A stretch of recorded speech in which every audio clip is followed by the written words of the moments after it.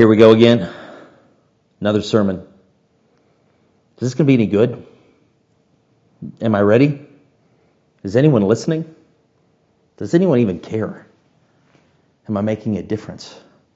Are they just going to reject me?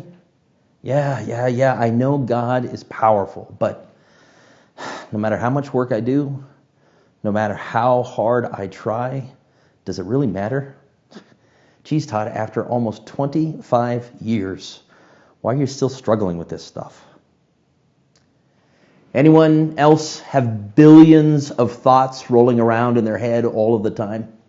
Anyone else have this negative narrative that's just constantly going off in your head?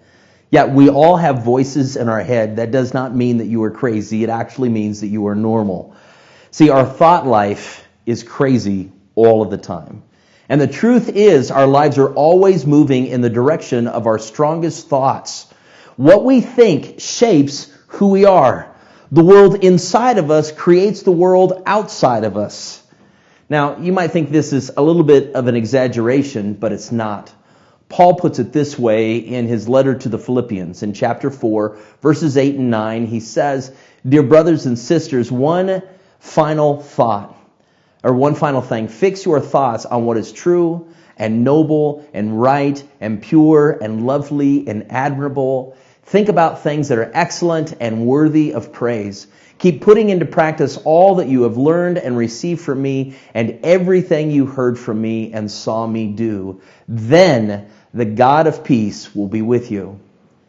In these three sentences, Paul moves from your thoughts, that's fix your thoughts, to action, put these things into practice, to experience, the God of peace will be with you. And the hard reality is that in 10 years, we will have someone looking back at us in the mirror, and that person who's staring back to you is shaped by the thoughts that you are having today. And an even harder reality is the fact that who you are today is based upon the thoughts that you were having 10 years ago. Our life experiences are a reflection of our thought life. That's a crazy thought, isn't it? What we think will become who we become. It'll determine who we become tomorrow. And an even crazier thought, and we probably don't even realize is happening. We don't think about the power of our thought life. We don't think about how much it changes us. God made us this way. And science is finally catching up to what God told us through Solomon almost 3,000 years ago. Proverbs chapter 23, verse 7, New King James Version. "For as he thinks in his heart, so is he." See, both the Bible and science teach us that our lives are moving in the direction of our strongest thoughts. And if they can both agree, then we have to ask ourselves, do I like the direction my thoughts are taking me? See, tonight you and I are embarking on a brand new series, a brand new adventure. One where if we put in the hard work and with God's help, it will actually transform your mind. You can stop believing the lies that are holding you back. You can end the vicious cycle of thoughts that are destructive to you and those around you. You can allow God to renew your mind by saturating yourself with His unchanging truth. And you can let His thoughts become your thoughts. Now, you've probably already discovered firsthand in your own mind that your mind is a battlefield. So often, the war is between the thoughts of faith and the thoughts of fear. And so often, we want to trust God, and yet at the same time, we want to be in control of the outcome. Sometimes we can walk in moments so filled with spiritual confidence that knowing that God is with you, and then the next moment we have this crippling insecurity that just paralyzes us and holds us back. That's the battlefield of your mind. Your mind is a battlefield, and the battle for your life is always won and lost in your mind. Now, picture a battle with me with two opposing sides. Now imagine that the people on one side don't realize they're actually in a battle. And so the enemy is attacking and he's just simply taking them out one by one, picking them off, but they're absolutely oblivious to that. Now it's kind of hard to imagine because that's absolutely absurd. Agreed? But every day you are engaged in a battle. And the question is, are you even aware of it? You may not recognize the battle that you are in while it is wreaking havoc in your life. Have you ever wondered why you can't shake a habit? Why you feel like your life just can't connect with God? Why you lose your temper so easily? Why you make such bad decisions? Why you and your spouse fight so much? Why you're consumed with worry or fear or negativity? There's a reason why. Your mind is at war. It is a war zone and you are under attack. And it's critical, it's vital that you become aware of this fight. The Apostle Paul makes this clear in Ephesians chapter 6, verse 12. He says, "We are not fighting against flesh and blood enemies, but against the evil rulers and the authorities of the unseen world, against mighty powers in this dark world, and against the evil spirits in heavenly places." See, you cannot change what you do not confront. If you ignore the battle, you're going to lose the battle. See, your enemy is not your boss, it's not your spouse, it's not your child, it's not your ex, it's not the other person from the other political party, it's not your neighbor with the demonic dog that is always barking. So you may not realize it, but you are only fighting against one person, and that's Satan. Now that might sound a little too extreme for some of us, and that's exactly what your enemy wants. See, there's an old saying that goes, the greatest trick the devil ever pulled was convincing the world that he did not exist. See, Satan doesn't want you to believe in him. He knows that if you ignore him, he can invade your mind with his thoughts. He can plant seeds of doubt and confusion and worry and depression and anxiety, and they'll just continue to grow in your life. See, Satan despises you with more hatred than you can ever imagine. He wants to keep you from God and from the life God has for you. He wants to keep you from an intimate relationship with those you love the most. He wants to rob you of joy and peace. He wants to strip you of fulfillment that you could have knowing that you're making a difference in lives. So how does he do this? He just simply lies. He lies to you. Satan is a liar, and his strategy to defeat you is to persuade you to believe his lies. Jesus warns us in John chapter 8, verse 44, that he has always, this is Satan, has always hated the truth, because there is no truth in him. And when he lies, he is consistent with his character, for he is a liar and the father of lies. I think it's super interesting that the only time Satan is called a father is here in the connection with his lies. See, understand this. Satan is your enemy. And every day he is prowling around and he is watching you and he is looking for places where you might believe a lie. And so he can plant those seeds of doubt and confusion and worry and depression and anxiety and just allow them to grow. If you succeed at something, maybe he can convince you that you don't actually need God. If you fail, he'll try to brainwash you into thinking you will always be a failure. You have a great first date, and he's going to suggest that romance is the only thing that will ever make you happy. Your first date is a disaster, and he's going to whisper that you'll never have anyone love you for who you are. When you look in the mirror, he's the one telling you that you are fat and unattractive. If you speak harshly to someone, he's whispering, you're an awful, hateful person. God could never love you. If you open up to someone, he's there telling you, oh, it was stupid to share that deeply. Now they're just going to reject you. If you're trying to stay away from porn, he will tell you everyone else is doing it. And then if you give in to porn, he'll make you feel like you're the only sick person disgusting enough to do that. See, you cannot win with Satan. Satan is convincing, and he is trying to lock you in a prison with his lies. Now here's an important truth. Please listen. Do I have your attention? I need you to listen to this moment. Any lie believed as truth will affect your life as though it is true. See, every single one of us believe lies about ourselves. And those lies we believe affect our lives as though they are true because we actually believe they are true.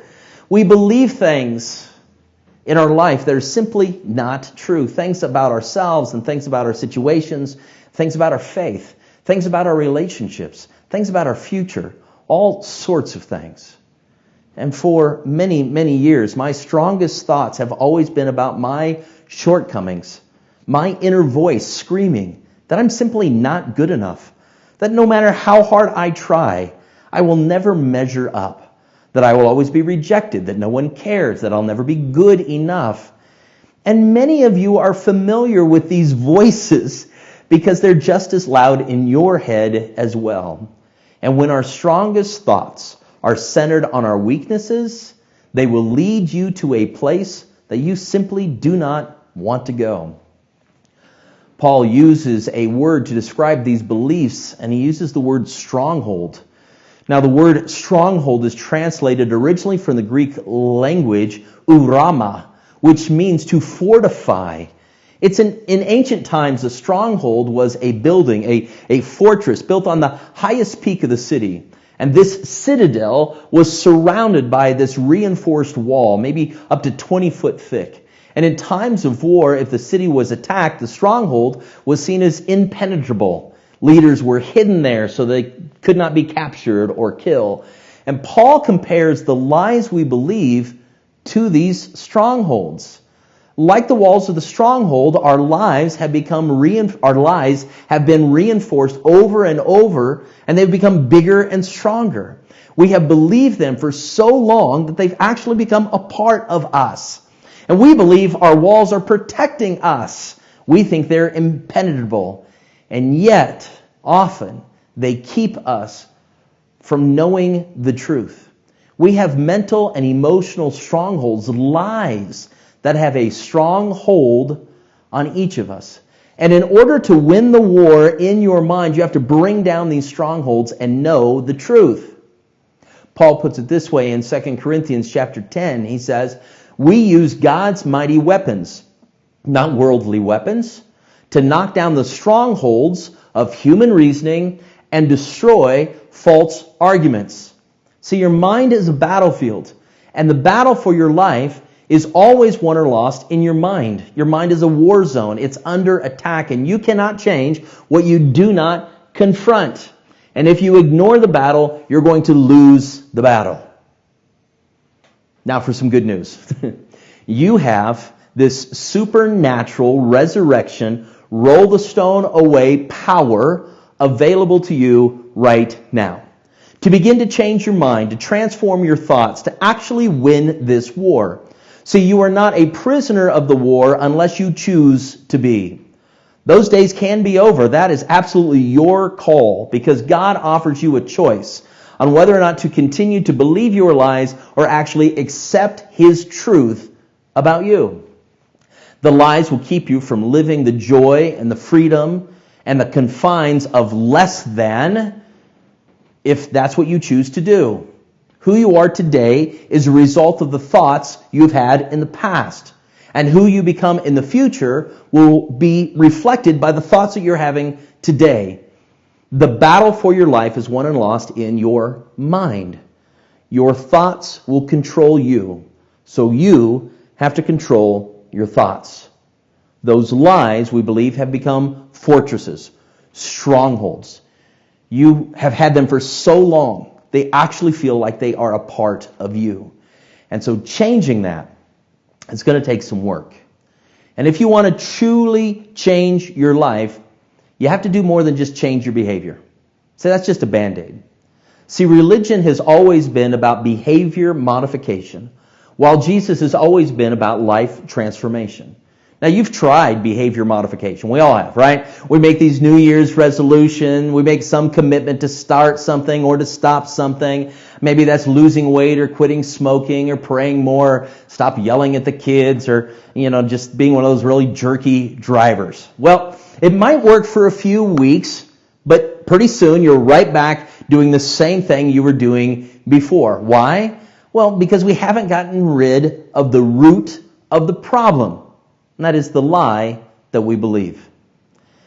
Now, over the next few weeks, we are going to help you change your thought life. We're going to give you some tools, but you actually have to do the work. And so the first step to winning the war in your mind is you need to identify the lie that we believe.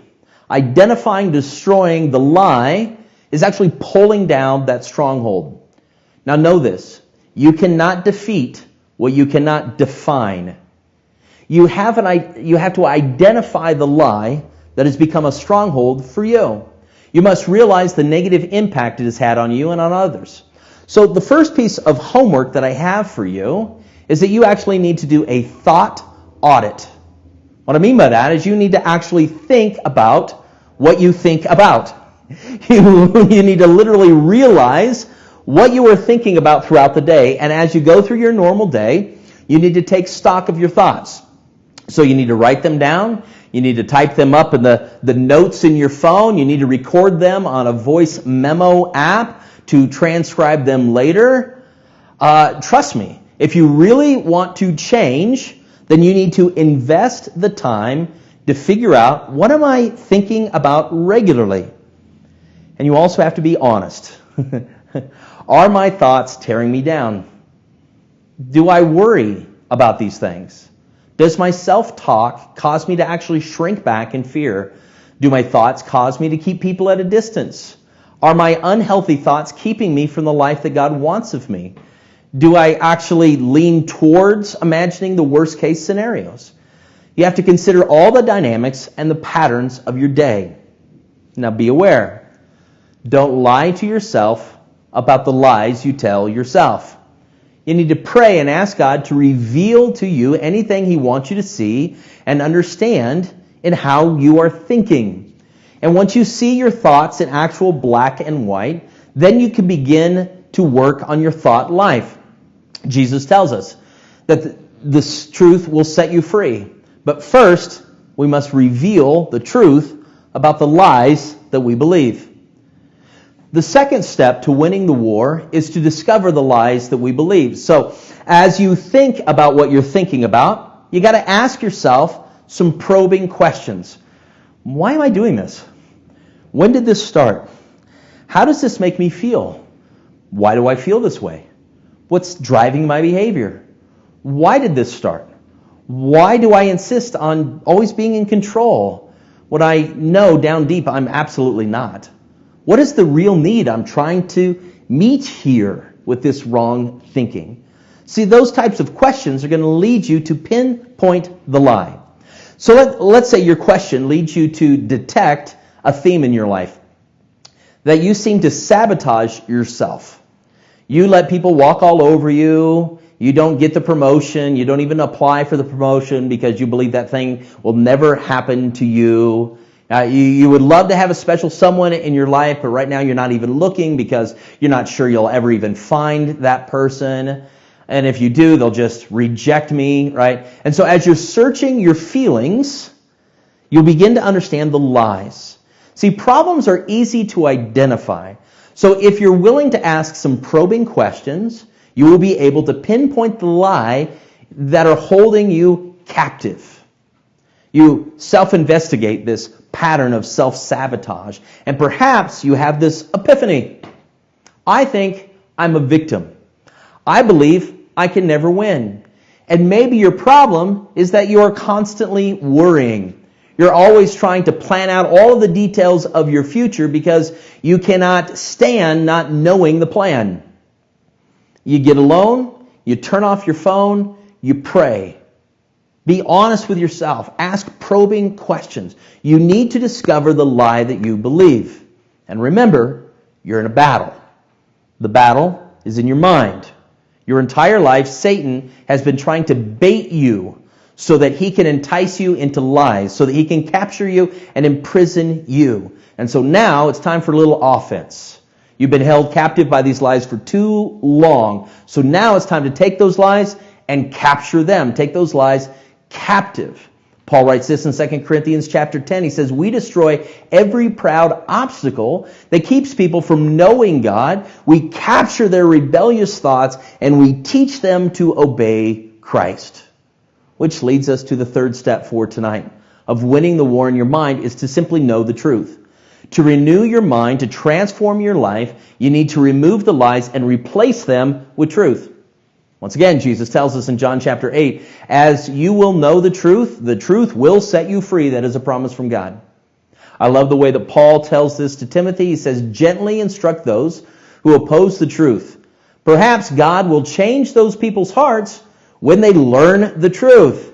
Then they will come to their senses and escape the devil's trap, for they have been held captive by him to do whatever he wants. See that? The truth is, Satan has arranged enough hurtful circumstances in your life, in key places, key moments, in order to get you to believe a lie. The situations were just enough to kind of jolt, to give you a little bit of a shock, a sting of pain in your heart, and in that moment you decided it's not even worth trying to risk anymore. And his scheme is to twist your mind, because he can, to divert you from your purpose, to distract you from God's voice, to destroy your potential. And if he can get you to believe a lie, your life will be affected as though that lie were truth. Now, the good news is that God is ready to renew your mind, to lead you to that knowledge of truth. This is not some sort of self-help process. This isn't about positive thinking. This isn't about willing yourself better. This is literally taking God's truth and embracing it personally into your life. And honestly, you don't have what it takes to win this war. I don't either.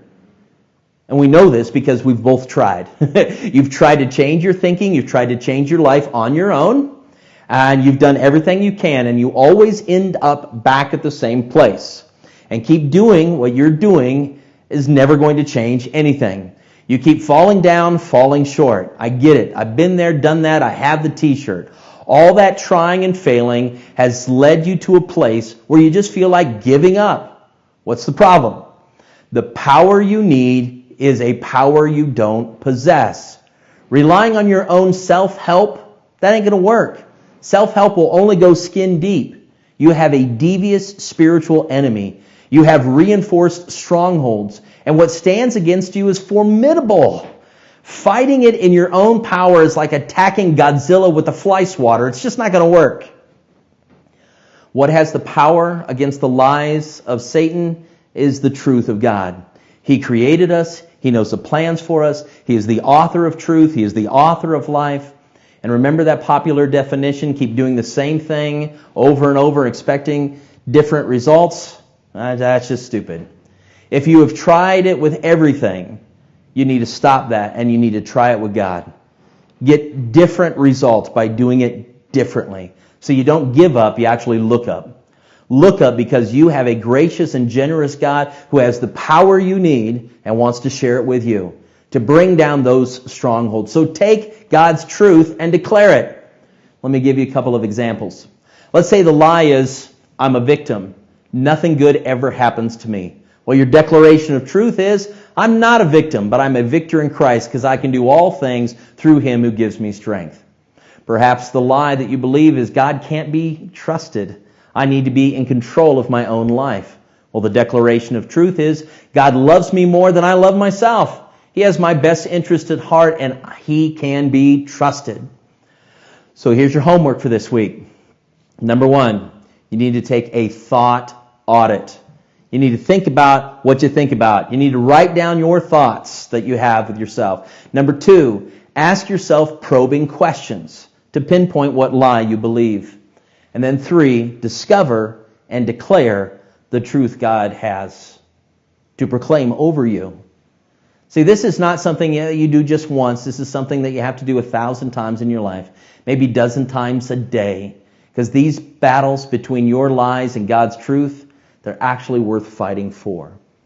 And anything you change in your life can affect future generations and alter the course of your family line for Christ. God bless you, my friends. Have a great discussion together. We'll see you soon.